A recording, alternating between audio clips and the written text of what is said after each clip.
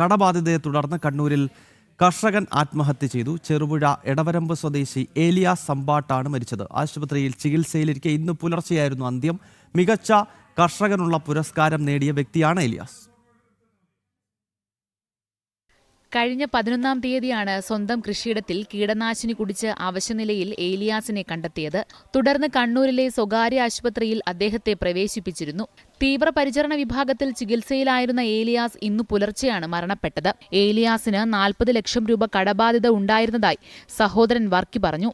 12 ഏക്കറിലായിരുന്നു പാവൽ, വാഴ, പയർ, പടവലം, വെണ്ട തുടങ്ങിയ കൃഷികൾ. വിളയുടെ വിലക്കുറവും പ്രതിസന്ധിയിലാക്കിയെന്ന് സഹോദരൻ പറഞ്ഞു. വർഷങ്ങളോളായി ചെയ്തുകൊണ്ടിരിക്കുന്നതാണ്. ഇതൊരു 40 ലക്ഷത്തോളം ബാധ്യതയുണ്ടെന്നാണ് പറയുന്നത്. 40 ലക്ഷത്തോളം. പക്ഷേ അത് ഒരു പ്രശ്നമായിട്ട് കാണുന്നവനല്ല. ഇത് റോളിങ്ങിലും എല്ലാം നടന്നുകൊണ്ടിരിക്കുന്നു. ഇപ്പോഴുണ്ടായത് എന്താ വെച്ചാൽ ഈ 40 ലക്ഷത്തിൻ്റെ പ്രശ്നമായിരിക്കില്ല. ചെറിയൊരു പൈസ കൊടുക്കാനുള്ള ടീമിനോട് വാങ്ങിയത് വാക്ക് പാലിക്കാൻ പറ്റാതെ വന്നിട്ടുണ്ടാവും സുഹൃത്തുക്കളോട് ആരോടും. ഇനി ആ രീതിയിലെങ്ങാനും ആണോ ഇത് സംഭവിച്ചതല്ല.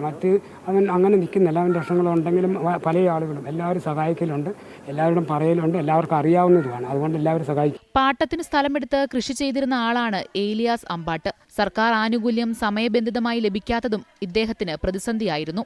മുഖ്യമന്ത്രിയിൽ നിന്ന് മികച്ച കർഷകനുള്ള അവാർഡ് ഏറ്റുവാങ്ങിയ ആളാണ് ഏലിയാസ് അമ്പാട്ട്. ജനം, കണ്ണൂർ.